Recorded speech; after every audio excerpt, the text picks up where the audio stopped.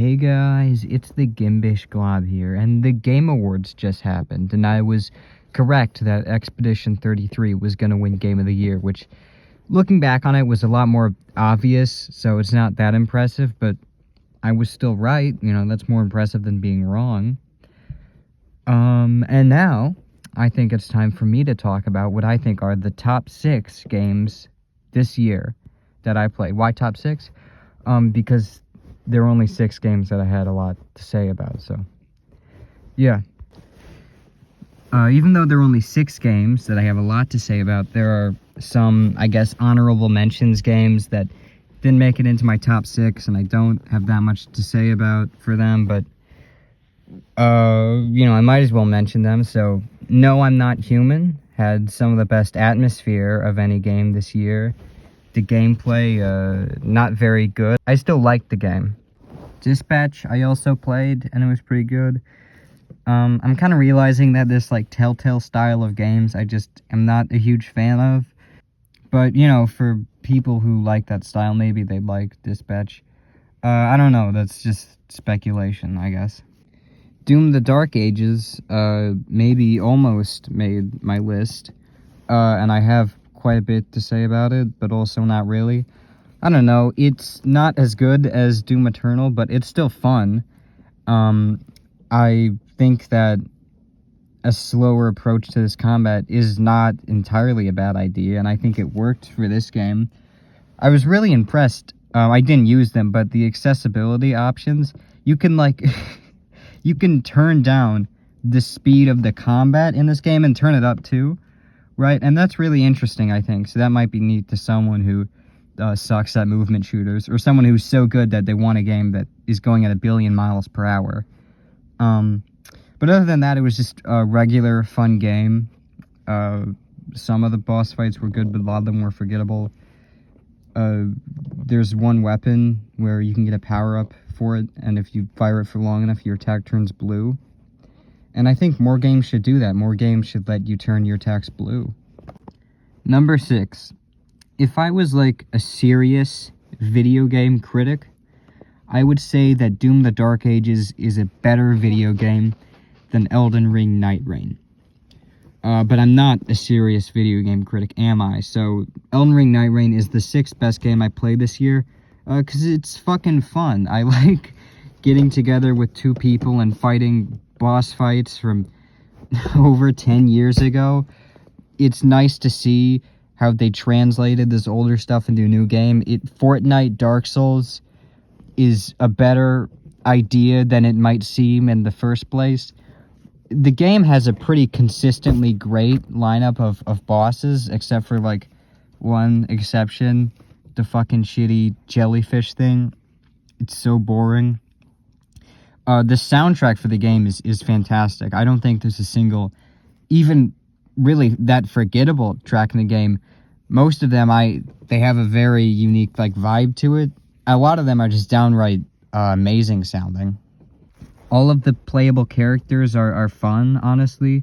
Each of them has something going for them. They're all unique enough. You can get something out of all of them, and I think that's really great. There's not one that's, super boring. Even, the ones that I started up thinking, oh, this sucks, like the fucking Hawk Tuah guy who just shields the whole time. I played more as him, but I'm like, all right, there's something going for him here. I would rather play someone cool, like the big muscly guy or the nun. But, they're all fun. That rhymed. And the new DLC they added was great, too. The 2 new Night Lords were both fantastic. Overall, it's just a nice, solid game. It's worth the money, and I had a lot of fun with it. I hope they add another DLC. I'm not sure if they will, but I really hope they do. Alright, number 5 is Hades 2. Despite this being in my top 6 and being above Elden Ring Night Rain, which I do have quite a bit to say about, Hades 2, the more I think about it, it's weird. The more I think about the game, the less I have to say. It's just fun. It's Hades 1 again, but just more. There's just more of everything. And in a lot of areas, this is good, like there being essentially 2 kinds of runs you can have, whether it be to Olympus or to the Underworld. I think that's great. They also raised the stakes a lot from the first game, which I don't think entirely works, because that high stakes wasn't really needed for the first game. And I think in a lot of areas, especially the ending, it kind of works to this game's detriment. But in all honesty, that's a nitpick, because the reason I liked the first Hades was that it was super fun to have a run where you get a lot of shit that just lets you own every enemy. And there's even more of that in this game, even if every time they make a good boon or weapon, like a month later, they're going to nerf it like they did with fucking Hephaestus's dash. And the torch things, because the torch things were fun for a little bit, but recently I'm ranting here. Recently they updated the game, so now they just blow. They suck now, and they're not fun at all, and I don't like them anymore. And you can just... This isn't a multiplayer game. You don't need to be fucking harsh on the balancing. This isn't Dead by Daylight. You can just let there be cool, overpowered shit. You don't really need to change it that much. It was good before. You don't need... The game is fun. The game is fun. All the bosses are great. They really work well in the context of a roguelike, in the context of you building their builds. But also just work... are just fun to fight in general. So yeah, Hades 2 was great. Number 4 is Deltarune, chapters 1 through 4. Now, if you thought me putting Hades 2 on the list was cheating, because that was a game that was early access, so you could have played it, and I did play it for the first time fucking a year ago, putting Deltarune here is really cheating, because not only is it a game that was early access a while ago, it still technically isn't finished, but it did come out, right? It's out in a real way, and it's a video game, and it came out this year, so it counts. But it's not finished, so I'm not putting it any higher than 4, which I think is unfortunate, because I figure that when this game is fully complete, it is the kind of game that could win number 1 on one of these lists. Theoretically, assuming Toby sticks the landing, which I figure he will. The gameplay is hugely improved from Undertale, which is a game that I think it was too simple, and I think Deltarune adds enough complexity for it to be fun. There are, instead of in Undertale where there are only 2 hard bosses, and they only existed in one run that no one's gonna play their first time, Deltarune adds hard bosses that you can just find, like, placed out very normally throughout the game. So it's fun, and it works. And the story's great, too, and I'm excited to see where it goes. Toby Fox, as usual, is great with the music. It's fantastic, especially in Chapter 4 with the final boss of that chapter's theme. It's so good. Number 3 is Expedition 33. Whoa, it's crazy how these numbers are working out, am I right? Anyway, this game is fantastic. We're really getting into the high territory with how good these games are getting, like the 9 out of 10s and maybe 10s out of 10s. You'll see. Wait till number 1. Maybe we'll get a 10 out of 10. I don't know. Expedition 33 was so fucking good. The gameplay was fun. I think maybe it gets a bit old after a while with the parrying and stuff. It kind of has the same comment as the first South Park RPG, which I don't necessarily mean in a bad way. I like those games, and I think it works pretty good here for the most part. The story is really where it's at, though. It's pretty fantastic from beginning to end.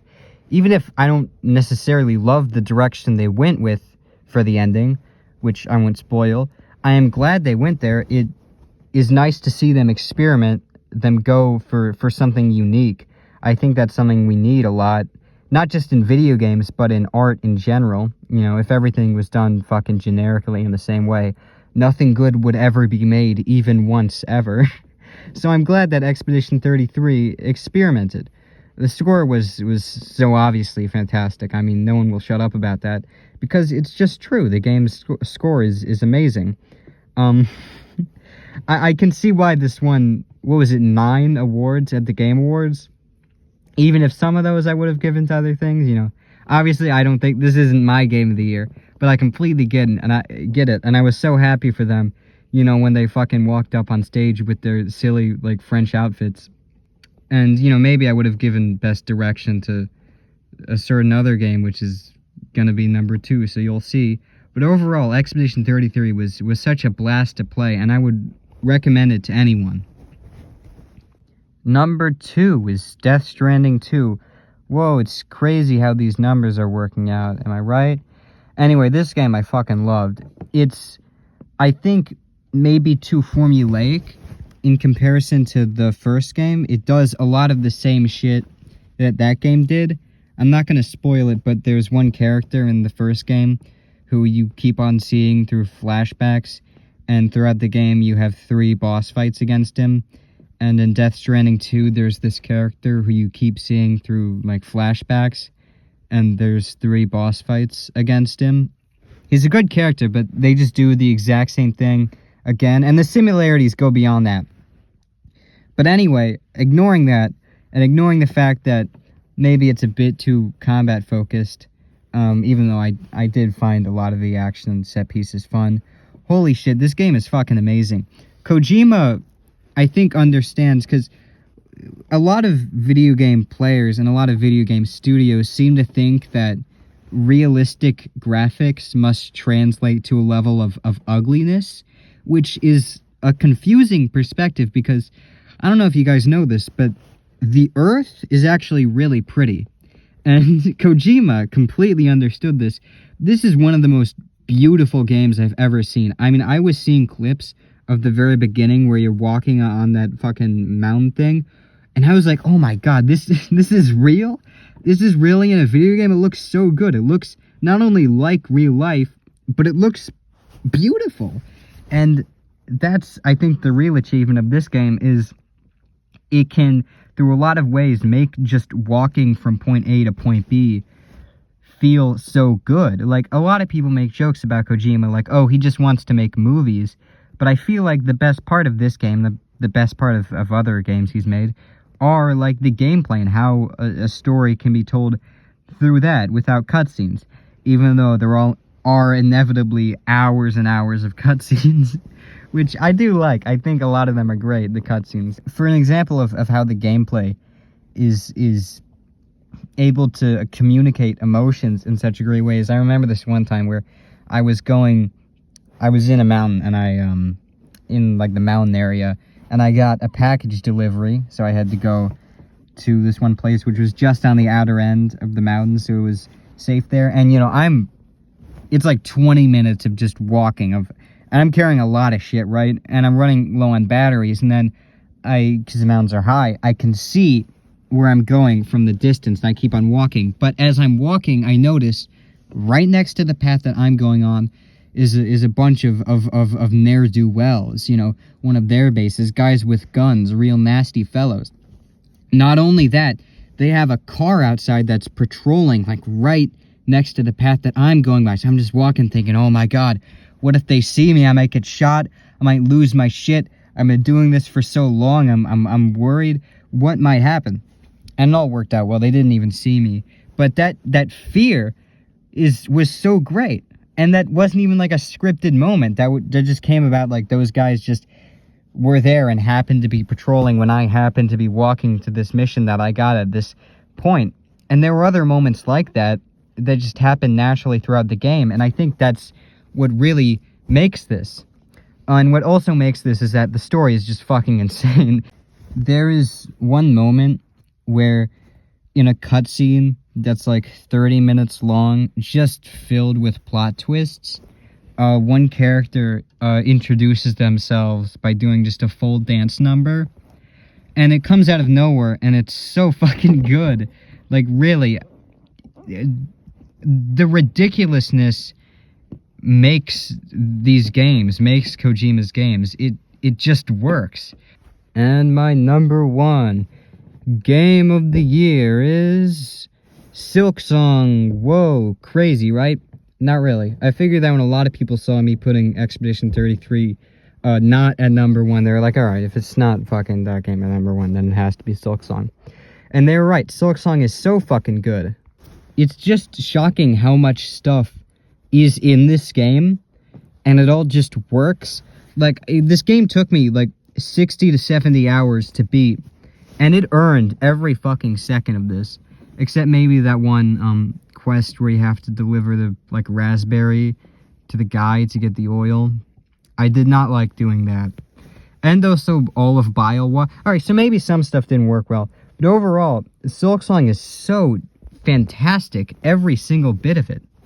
The amount to which Hollow Knight's combat was expanded in this game is nuts. The way they took the charm system to be not only having charms similar to how they worked in Hollow Knight, but also like a billion different tools instead of spells, so it gives you so much variety in how you can approach every combat scenario, and you can just completely change how Hornet attacks and moves, and there are like 6 different movesets that she can have, and most of them are fun. Like, that offers so much fucking replayability, and that's not even to mention that the actual content of the game, like the shit that you're playing, like point A to point B, every boss you're fighting, for the most part, is just fucking good. Like, there were so many boss fights in this game that I just loved fighting, especially the final boss and the dancer lady. You know who I'm talking about. There's so many memorable, like, platforming segments, too, that I love doing, and the music at every point of it is so great, especially at some emotional beats in the end. The music carries it so well. The animated cutscenes that they sometimes throw in, there were a lot more of them than there were in Hollow Knight, and they're all so great, and they're chosen to be placed in such important moments that they all feel so fucking special. And the story, too, legitimately was compelling at parts, and I don't know why I'm saying that like it's shocking, but I cared about these stupid little bug things. Silksong did the impossible and somehow managed to improve over Hollow Knight, a game which I already loved. It's the best game I played this year. Is it a 10 out of 10? Maybe. I would need more time to think about it, but I'm kind of leaning towards yes. It was fantastic. And that's why it's number 1. A lot of good games this year. I don't know. It was such a great year for both film and video games. It was just great all around. Goddamn, I had a lot of fun playing these games. I mean, yeah, so many good games. You know, Silksong came out this year. All these games that I mentioned. I heard that, what was it called? South of Midnight. I heard that game was good. That came out this year. What else was... Oh, yeah, there was, Metal Gear Solid 2. That game was good. Was that this? No, that was, that game came out 24 years ago. That game was good, too, though.